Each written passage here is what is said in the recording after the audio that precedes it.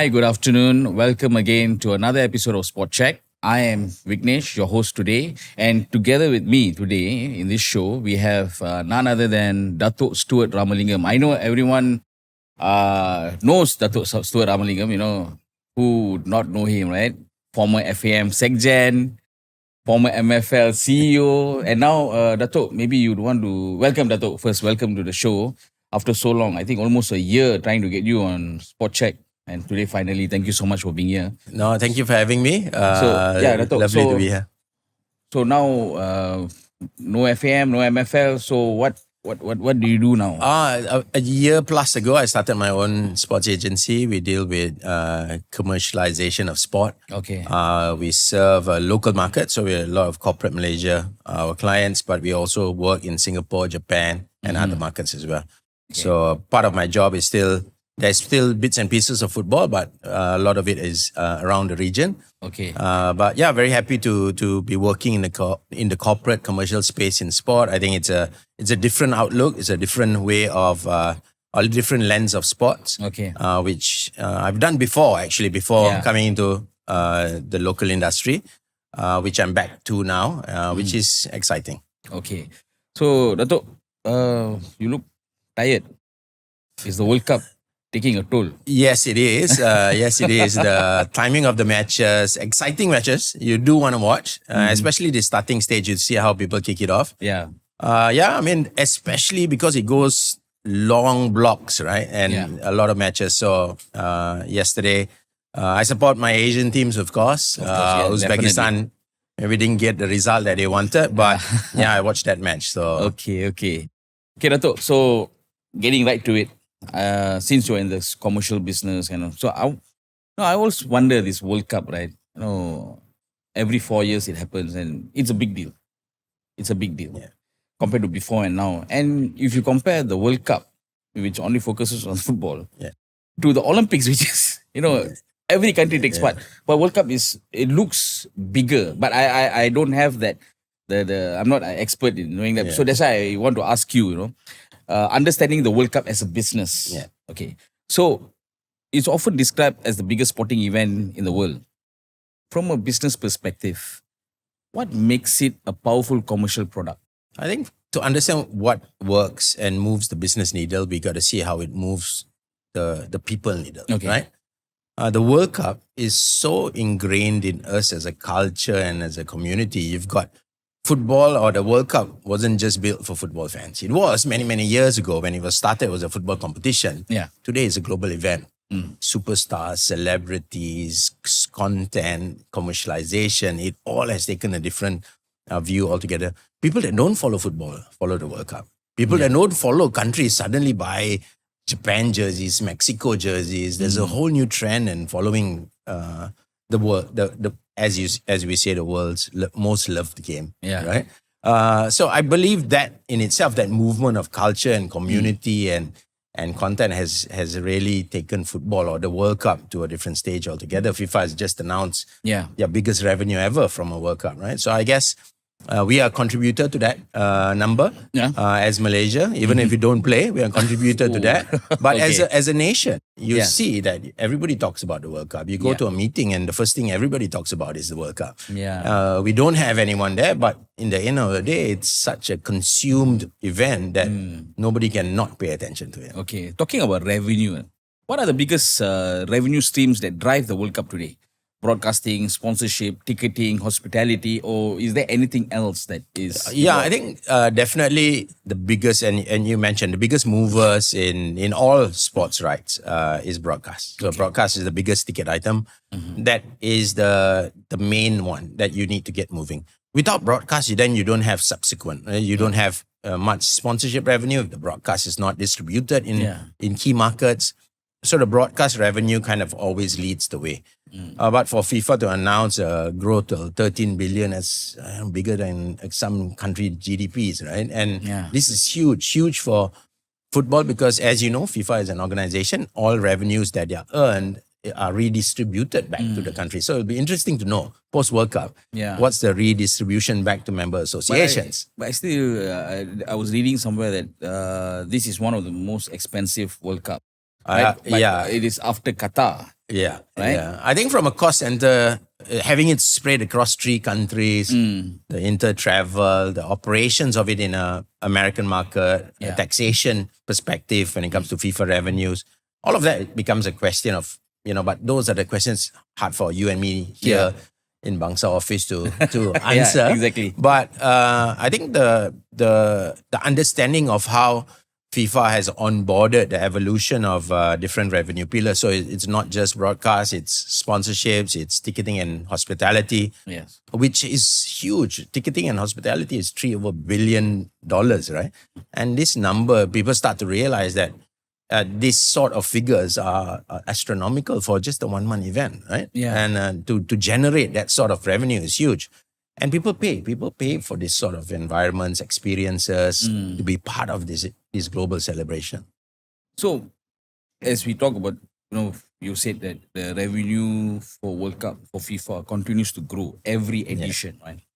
So I was wondering what lessons can domestic leagues, not only Malaysia but domestic, because you have worked with other leagues, local leagues. So what can they learn from FIFA's commercial model? It's different, right? Because the commercial machine that FIFA is, and the celebration of the World Cup is very different than a long drawn local league, right? What we can learn from it is maybe systems and mechanisms around how social content is driven, how sponsors activate. When you go into malls, you go anywhere, it's sponsors activating their World Cup. There are sponsors or non-sponsors trying to ambush the World Cup. Anything to non-reference to the FIFA World Cup, but they're using it as football festivals. So everybody's trying to have a bit of piece of the pie. But right? can they do that for maybe not the league because it's like 38 games or 20 games? How about their cups, their domestic cups, like the FA Cup, like the Malaysia Cup, for example, the cup competitions? Yeah, I mean, there are a lot of positives that we can take from it. Lessons learned from monetization. Brands that sponsor sporting events don't sponsor it merely for exposure. They sponsor it for business revenue. FIFA sponsors the World Cup. This 2014, I think they sold 40 million balls of at that time, the Rio World Cup ball. Yeah. Obviously, it's grown tremendously since then till now. And different forms of the ball, the match ball, the replicas, the mini balls. They all different price tags. So, but can you imagine 40 million balls circulating the market? I mean, there is no real declaration of what FIFA sponsorship with Adidas is, but some say it's anywhere between 100 million over a 4-year cycle, US dollars. But that alone, the ball sale alone pays for that 10 times over, right? So from a sponsor perspective, sponsors look at sport in Malaysia and they want to try and make money from it. Exposure is one, but they also want to make money. And these campaigns also from a corporate perspective, I think that's where part of what I do today helps bridge the gap between sports sponsorship and that monetization that is needed for corporate sector. I think if we can uplift to know that sports is not a one-way street, it's not a sponsor giving sports organizations money, but sports organizations needs to give back value, business ROI. So talking about that, so is the World Cup ultimately a football event supported by business or a business enterprise built around football? I think that maybe it's tough question. Maybe it was different before. It was a football event, right? It was a football event celebrated by the football community, right? It's a global event celebrated by people now, right? It's not merely a football event. It celebrates football, but the heart of it, I still say it's football because the superstars come, right? And there are more superstars. Last time you only knew a few. Now you know almost everyone. The global stage, last time there were teams that came on. Example, Morocco, maybe playing in the World Cup. Nobody would have known the players. Now all the players play in top leagues. People know the names. People have seen the faces. There's history. There's statistics. You know more about every player from your Côte d'Ivoire, your Cape Verde, or your Curacao, and people know. And suddenly everybody celebrates them as well, right? There's this whole Tim Payne's success in his social media kind of reach as well, right? So all of it becomes this huge social movement. So I believe that, your question is that the heart of it is still beating football. That is still celebrated. The beautiful game is still celebrated. But the whole commercial packaging around it and the social packaging, I think social media today has uplifted the game in areas we don't understand. The youth don't watch 90 minutes of football. They watch highlights, they watch the clip, but they talk about it. like they watch 90 minutes and they know the history, they know the statistics, they know the goals. But it all comes from the fact that information is all out there and it's coming to you. You don't need to look for it on your social timelines. It's all there, right? Yes. It's all serving you what you need to be served to consume the game. So I think it's definitely still the heartbeat of football is beating right in the middle. Okay. But the commercial and the social packaging around it is it's unrecognizable. Okay. But as you said, it is still football, but compared to the World Cups before, compared to 1970 in Mexico and now in Mexico or 1986, it's different. The commercialization of it is different now. But why only football gets this attention? Wow. Why other sports don't, I don't see them trying or getting this kind of attracting sponsors. Everyone wants a piece of the World Cup. Yeah. From celebrities, from sponsors, everyone wants to just be involved. Yeah. Like, I think this World Cup, I think the final, they are planning to make it like a Super Bowl final. Yeah. Halftime, have concert, get celebrities to do. So everyone wants to be part of it. They feel left out if they are not being invited. I can see, not being part of it. Or at least some of the celebrities, they just want to go into the stadium and take a picture. I was here. Yeah. I'm here. So, why other sports find it difficult to do it? I wouldn't say it's the World Cup, right? And it is the Olympics or the World Badminton Tour final. So it's not that. It's, or even the Hockey World Cup. Let's shrink it to where we are. If you win Sukma, but you don't win the gold in football, it's like not winning the Sukma. It's like the SEA Games, right? The mother of all medals is the football gold medal, right? That's what they say, right? They want, you can be number one, but if you don't win the gold medal for football, and you take it further and further up, it kind of that culture is football is not a sport celebrated at the World Cup.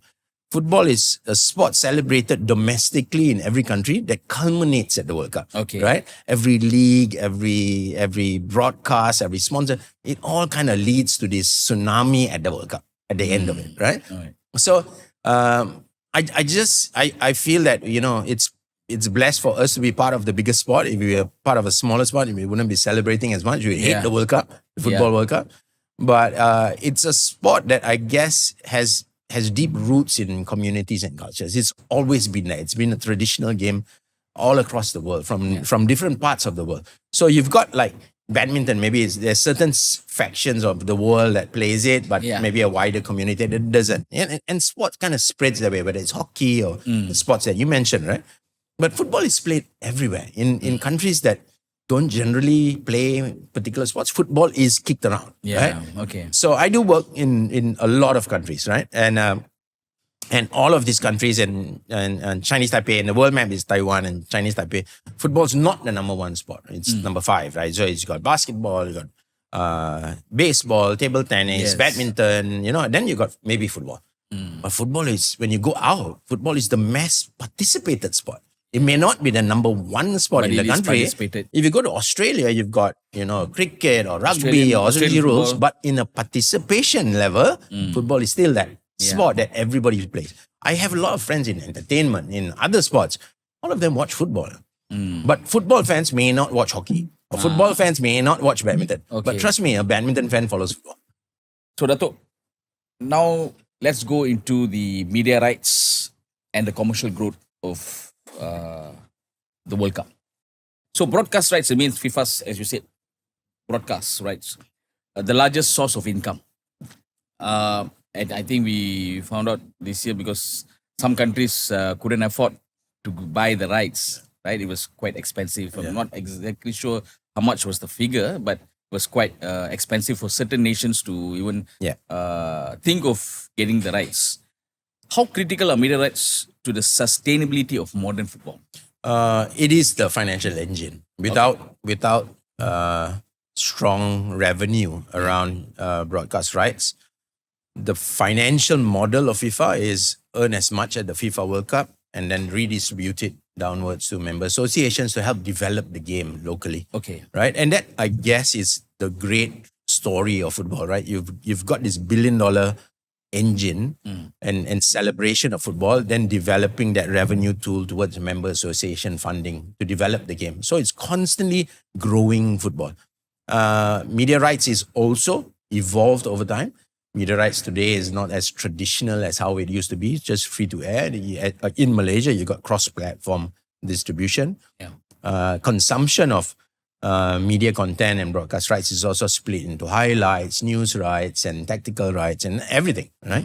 So in all of this, I believe it's also serving a different demographic and different audience. Okay. Some are just not looking out for the long forms. Today, there's more social reach and impact on social media highlights rather than goal highlights, rather than watching the long form alone. The long form kind of gives you the traditionalists, the football supporters, and then the rest of the day in Malaysia, when we go to sleep or and some wake up that don't watch the game, they consume the game in a different form. Yeah. So that entire model, I believe, has now sustained FIFA in that movement forward. I think the quality of TV production has changed as well. If you look at the multiple camera angles, the super slow-mos, the clarity, the body cam on the referee, it's just changing. A lot of other sports have evolved broadcast and production beyond football. Football is like a slow traditional mover of how the game is broadcasted or produced. There's still not enough data like Formula One. Formula One is like watching a video game. Yeah. You've got every data. You can hear the talking between the pit crew and the driver. Yeah. But football is still a bit traditional. So even a referee talking and announcing his VAR decision has been done in rugby before. Yeah. Right? So we are late adopters for certain broadcast specifications, but nevertheless, we are getting there. Okay. In other leagues across the world, you got fly on the walls in the changing rooms already, in the tunnels, and very different styles of production. But in football, I guess we are late adopters to certain things. But nevertheless, I think there is that two sides of the community, right? The one that wants to see an evolution, and there's one group that will protest the evolution. And it's not football anymore if you've got to stop halftime for 30 minutes. You shouldn't stop for hydration breaks. Is this a commercial or is this a proper hydration break? So it leaves the debate, and I guess, football is all about the storytelling. Isn't it? Yeah, storytelling, yes. So with streaming platforms disrupting, there are a lot now, we've got a lot of streaming platforms disrupting traditional television. Because last time we used to watch, I think I still remember 94 World Cup, we watched it on TV1, TV2. Yeah. So how do you see football consumption changing over the next 10 years? Wow. Hard to say. Because where we are today, and if you look at the last World Cup cycle, the world has changed. How we consume content and our broadcasters domestically, that entire platforms have changed. And I believe it'll still be pretty hybrid for a space like Malaysia. A lot of people may be having these conversations whether the Premier League goes direct to consumer. In the World Cup, do you have their own FIFA platforms, But I think in Malaysia, the financial engine behind broadcast rights is still who pays first.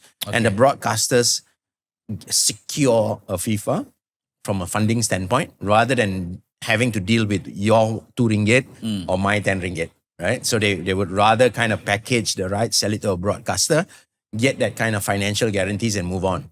Rather than delivering rights across billions of people and waiting for that. Revenues might be larger, but I'm not sure if the sweat might be greater. So maybe a hybrid model in the years to come. And you never know. The shape of the game has changed. Now you've got substitutions that have changed, and VAR that has changed the game, and technology involvement in the game. The ball is a connected ball now. Yeah, exactly. You have to charge the ball now. Yeah. So 4 years more, what would you see in the World Cup, right? So now you got VAR at this World Cup, and what changes? Now with the body cam, body cam. So it's amazing that the world is changing. One of the things that we talk about is, coffee shop conversations, right? Yes. How heart rate monitoring. So all these athletes are already got tremendous amount of data coming out of them on a game, right? Heart rate, fatigue, distance run. But if you watch the screen in broadcast, it's still very traditionalist. Score, the time, and that's it, right? You're lucky to get maybe power of a shot or maybe a format or, like heat maps or something. Yes. But what if a penalty on a match and you show the heart rate of a goalkeeper and a player, right? Yeah.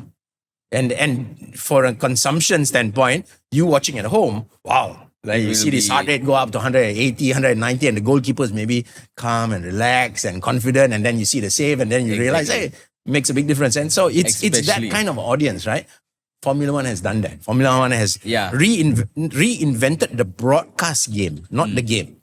Allowed the game. But a lot of, I think the technical bit is that I don't want my opponents to know who's tired, who's nervous, who's fatigued, all of this, right? So it's a very tactical game Because as that well. will be, that those kind of data, if we can see, okay, how the heart rate of a player, especially during the penalty kicks, during a final, they look calm on the outside, but when what's going on inside? Exactly, you don't know, right? Like when we say like players, great players like Lionel Messi going, we all know.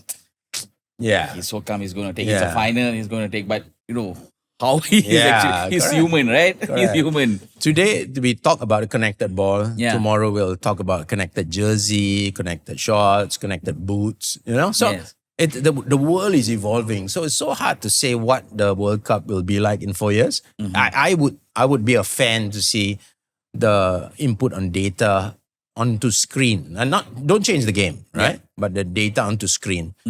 Today, you have additional substitutions post-pandemic. You have additional substitutions. You have concussion substitution. Yes. What if, big question, what if the game to cater to the new demographic is 3 halves of 30 minutes? Oh, yeah. Just a question, right? Good. To consume the game in a higher intensity, protect injury, rolling substitution. Hockey has done format changes so many times. Badminton has changed 21 points, 15 points, 3 sets, whatever. And football has stayed traditionally the same. Are we losing that younger consumer base because their attention span is short? Yes. Do we increase the intensity of the game by reducing the time per half? And those questions for me is interesting to have, that debate. Whether it happens is a different story, but that debate. So we always trial stuff at junior youth competitions. And that's even how BWF does it and other sports do it. And a lot of sports are trying to model their traditional sport to fit the local consumer.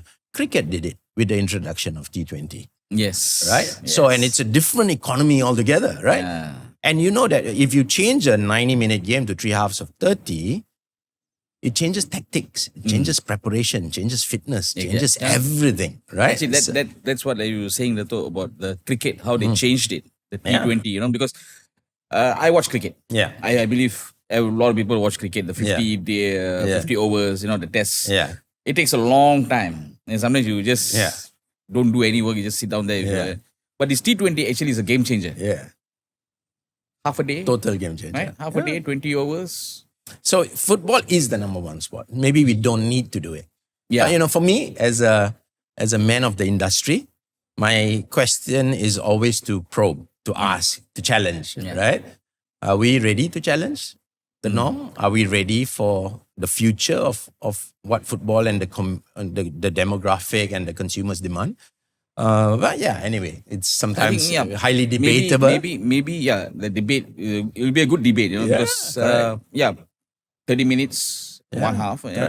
As you said. Coaches are always looking to minimize. Protect their players, right? Minimize the injury. From a visual standpoint, you want a high intense game, like, 30 minutes, everybody's just going, right? But that might just, not saying that they would change, or like you said, it's a debate, a debate, a conversation that everyone involved in football should have, from FIFA to AFC and all that. For me, it's just sometimes to trigger. But won't it change or take away that, that essence of tradition? Yeah, the essence of the 90 minutes. Didn't you ask cricket that question? because as you said, football is consumed by everyone, right? right? Cricket It's- is just a niche market, Yeah. but the T20 made it Made it big. Like I still remember some of my friends who have never watched cricket, Yeah. never. Cricket. I don't know how the game works, Yeah, right? yeah. But after they introduced the T20 system, Yeah. they are watching. They are telling me, the T20, IPL. The Yeah. IPL is big, Yeah. right? Yeah. Probably the biggest compared to other leagues. So the change, it Yeah. was a game changer. Yeah. It changed. It attracted more younger crowd Yeah. to watch cricket because I think Yeah. it was already those who were watching cricket. It was Yeah. my grandfather, my Yeah. father, glued to the TV and all that. Then after that, it dipped. But I Yes. think this was a game changer. But talking about that. But then again, my personal point Yeah. of view, I think football they don't have to do that because It's already number every one. every generation Yeah. watches the 90 minutes. Just being naughty, I suppose. Okay, Dato, the economics and hosting mega events. When we talk about this, what are the biggest misconceptions about the economic benefits, of hosting mega sporting events such as the World Cup? Wow. Okay, so I haven't read the kind of economic impact projections across this World Cup. Right? I haven't seen that. But nevertheless, it's such a relevant precursor towards any country that's bidding, Okay. any major event that is being hosted. What is the impact that you want to achieve out of it? Okay, so if in a country like US, Canada, and Mexico, maybe the intention of impact is different. Certain countries hosting other events have a position to brand the country, to introduce the country, to open it to the world, to understand that, you come here. There's countries that traditionally never hosted the World Cup.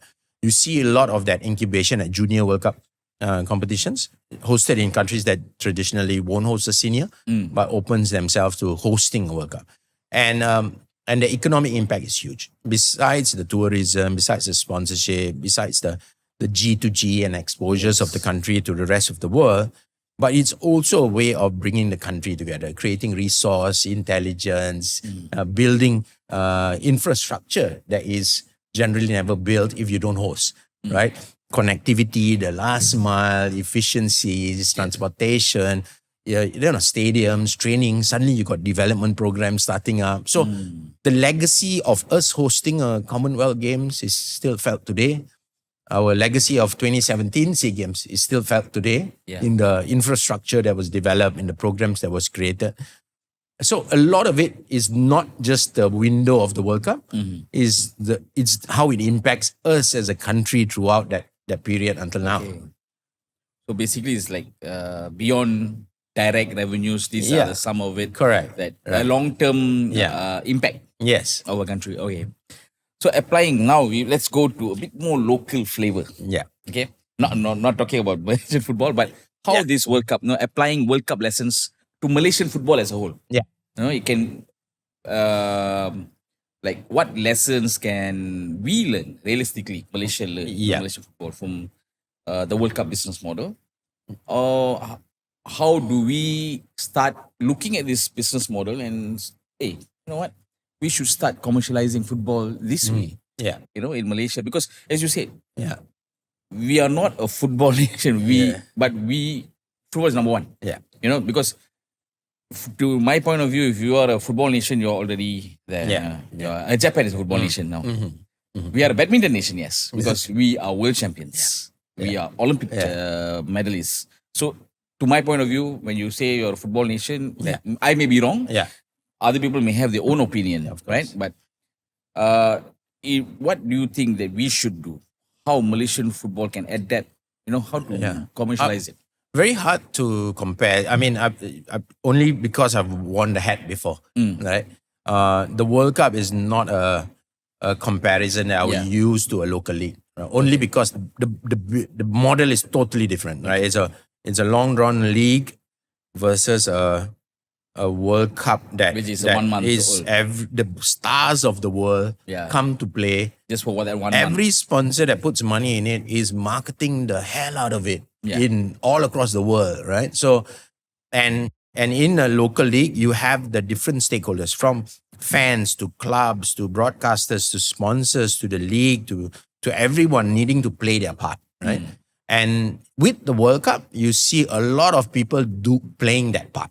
Right? Everybody's buying the original jersey. The sponsors is marketing and shouting and spending so much about it. We hear about the World Cup not because we are following the World Cup. It's just that the noise is deafening and you can't avoid it. Right? Okay. If everybody plays their part in local football and in local sport, things will change. Right? But I guess the only lesson would be that we all have a responsibility rather than specifically looking at, oh, you need to do this and then things will change. I don't think so. I think the culture needs to change that, we all are responsible for the game. But it's not merely football. Football, sadly, is always under the microscope. Of course. Right? In Malaysia, As you said, it's always under the microscope. But that responsibility goes across all sports. Right? If we call ourselves a sporting nation, then the responsibility is across everyone. So, I thought you said that you have won the hat before. Okay. It's interesting. I just want to know, curious, how far is Malaysian football from commercializing its product and reducing reliance on public funding and those kind of things? I wouldn't know. I've never run a club. Right? I've never run a club. When you were MFL CEO? So we never took government funding. We never applied. MFL never applied for government funding. In my time as MFL CEO, government had the Grant Padanan Sukan, the GPS at that time. MFL never applied. We were self-sustaining. Right? So money made out of broadcast and sponsorship, that was the fuel that helped the organization move. Okay. I know for a fact that many organizations or sporting bodies cannot do that. Unfortunately, the blessing of football is an industry. You've got professional right down to community football. But there are many sports, like even cycling or diving. You don't have a club and an industry and a local competition that if this person stops riding for the country, they can go and ride for the club in Malaysia and sustain themselves as an occupation, as a sport, as for development to be that big, right? Okay. The only other sport that has it, probably in some way, but not a local league per se, is badminton. Okay. Right? But it's not really a space that is easy in Malaysia. It's not easy. So from a league perspective, I have to say that I never applied for any government funding. And I believe that if done right, it's self-sustaining. So, but from a club perspective, very hard because I know it's so tough at the club level. Yeah. I've dealt with clubs throughout my time there, and it was I understand the predicament of clubs. Okay, Dato', see, we normally have this issue of sponsors that not only football but other sports also, try to get sponsors, the corporate guys to come in and, it's, I understand where some sports, like when you were FM Secretary, I know it was a tough job, it's not impossible, but it was difficult, the convincing, why you should sponsor football, why you should sponsor badminton, why you should locally. Yeah. But if you look, there are some brands who will go international. We all know that, right? So, what can Malaysian football, let's talk about football itself, right? What can Malaysian football do to become more attractive to, let's say, multinational sponsors? During my time in MFL, I think we created a agency-like mindset, a marketing engine where it brought more and more partners on board. Yeah. But football is a blessing, I suppose, because it's a sport that everybody looks out for. Exactly. But it's also the most expensive sport, right? Finding 1 million ringgit in football is okay enough. Maybe can get more. 1 million ringgit in another sport is huge money. Yeah. Right? Yeah. So, but I think to answer that question, you got to look at the entire commercialization of sports as an industry all around the world. There's different funding and sponsorship models that work to encourage corporate sector to come on board. Football is maybe the largest beneficiary of policy change, but without policy change, all other sports will suffer, right? So whether it's your wushu or your sepak takraw, or whether it's your badminton or even your football, the entire industry or the entire spectrum will benefit from strong, aggressive tax exemption policies in sport, right? So corporate sector, they want to earn, obviously, commercial values, right? Commercial values could be exposure, could be increase in sales, added, value of perception and optics of the brand. They ride in sport for many reasons. But a lot of it wants to hit bottom line. Corporate today, a multinational that comes to Malaysia, the CEO is remunerated based on the P&L of that organization. If the sponsorship doesn't impact his P&L, then why should he put the money there, right? So the CEOs today I would say, they don't really look at sport as growing their brand, but they spend it on out of home or on digital marketing because it reaches you. I don't spend in sport because there's no real intrinsic values to me, right? So, but if we are able to, and Singapore has this, Singapore has a tax exemption of 250%. Chinese Taipei has a tax exemption of 175%, right? Singapore has a matching grant on the sponsorship again. So instead of teaching them, rewarding them for knocking on your door and asking for money, they give you an aggressive tax exemption policy and a matching grant. So you go out and fish yourself. I'm not giving you fish.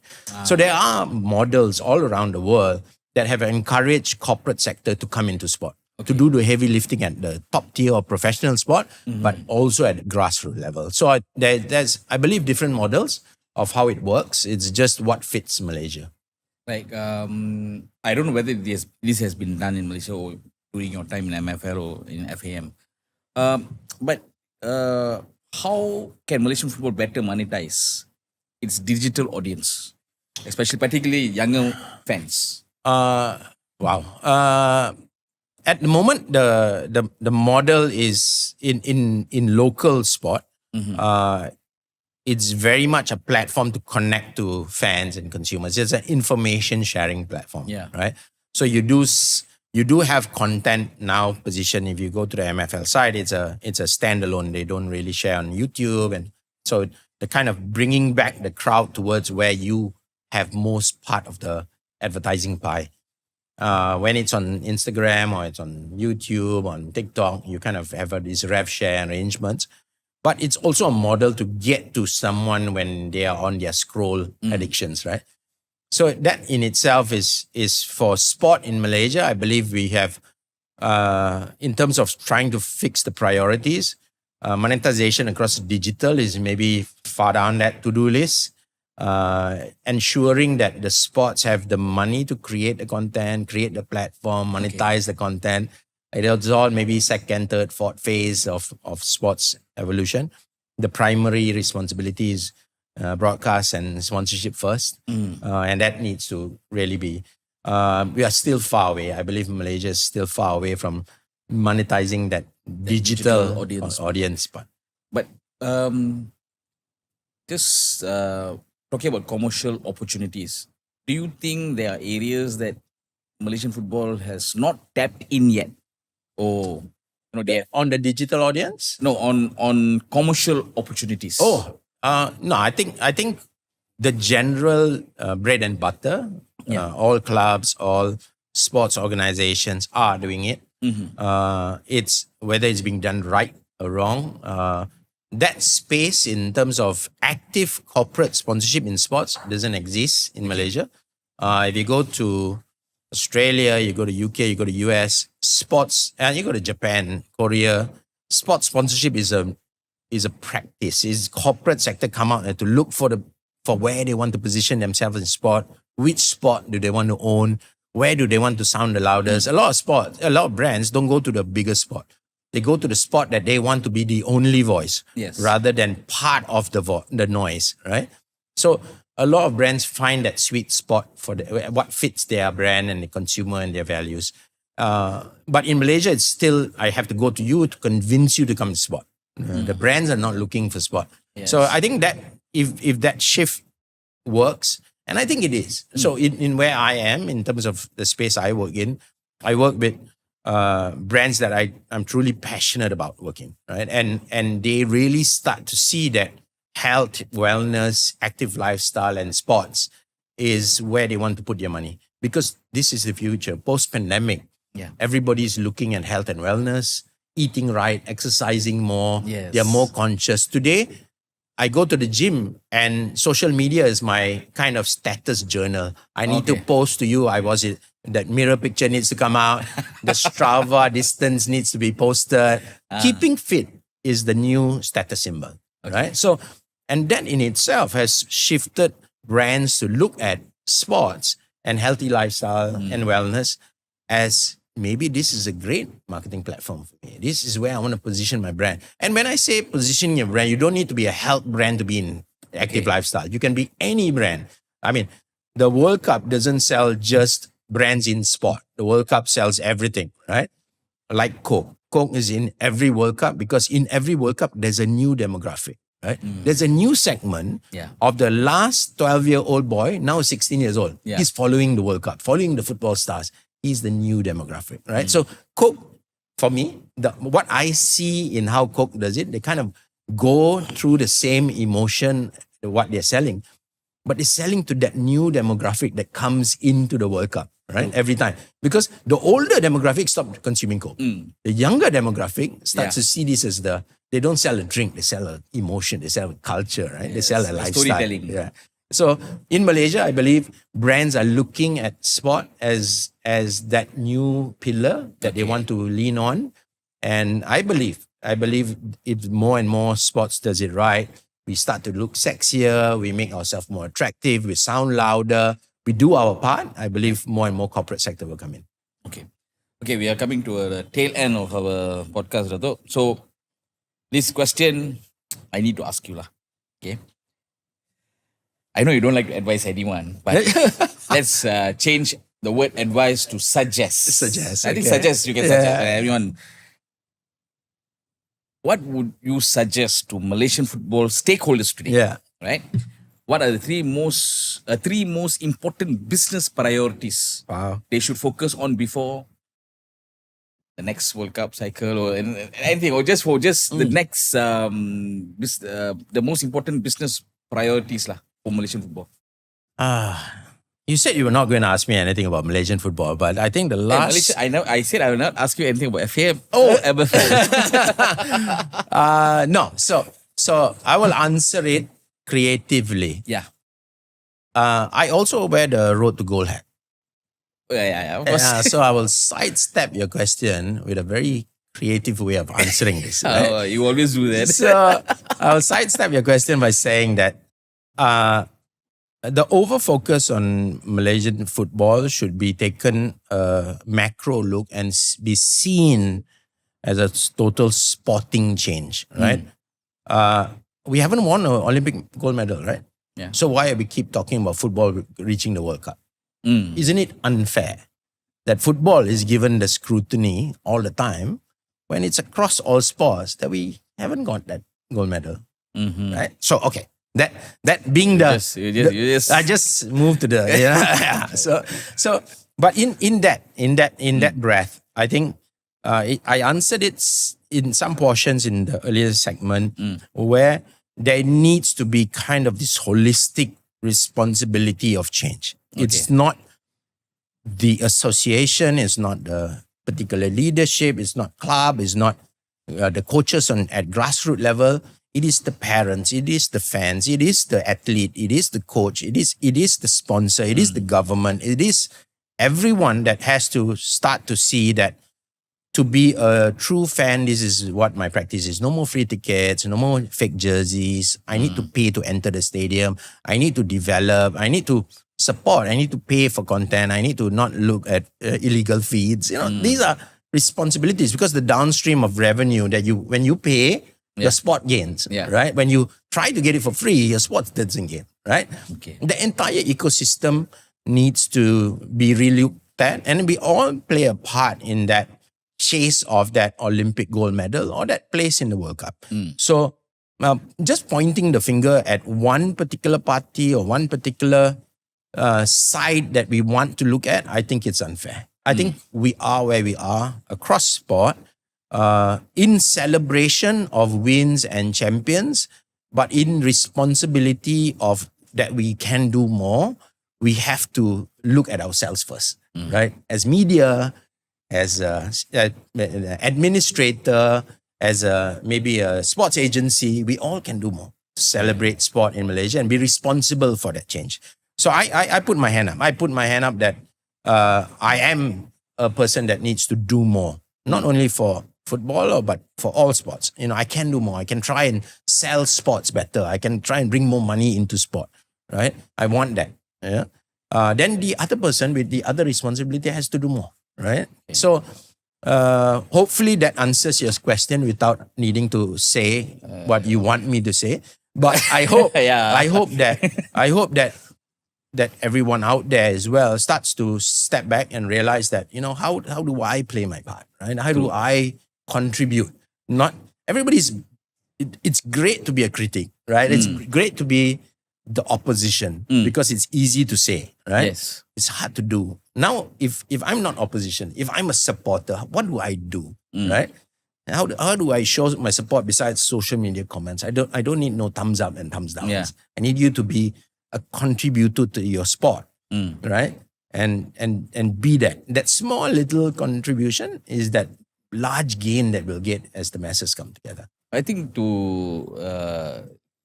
you said that, it's not fair to scrutinize football when other sports like Olympics. But that, I think, is the answer to my earlier question is that when you said everyone focus on football, Yeah. right? Sadly, Everything is just focused on football. And whether we win, we lose, we don't qualify for the Asian Cup, or whether we get banned, suspended, everyone's talking about Malaysian football. Yeah. Everybody from administrators, from the media, from the people, from that. So I think that is why the focus is more on football, more on FIFA World Cup. And, I think you have heard this story before that, Japan took our semi-pro league blueprint. Oh, yeah. Right? In the 80s, yeah. Japan crashed Tunisia 4-0 in the World Cup, right? It's a hard reflection, right? Yeah, it's a very hard reflection. Yeah. And So I'll give you this, right? So people like to compare. That's a very prevalent story, right? Yeah. And in that storytelling, we also need to define the culture of Japan. Japan is not a football leader; it's an economic leader, right? It's a cultural leader, right? And in that, when they take something and they run with it, the plan is implemented not by the Football Association. The plan is implemented by the whole country. Right? You just answered my question. Yeah. So we all play our part. Right? Now you answered my question. My last question, that was the answer. I hope we all play our part. Right? I hope we all play our part. Yeah. True. Okay. So with that, we will end our Sport Check episode with Datuk Stuart Ramalingam. Thank you, Datuk. Thank you for coming. And Thank you for having me. The answers you gave was, eye-opener. Some people don't know the business of World Cup, the commercialization, the broadcasting rights. I think whatever you said is so expert. Apart from the last part you didn't answer, but yeah. Thank you. Other than that, thanks for your inputs. Thanks so much. Thanks for coming for Sport Check. With that, we will end the show today. Thank you so much. I'm your host, Vignesh. Till we meet in the next episode of Sport Check. Thank you very much.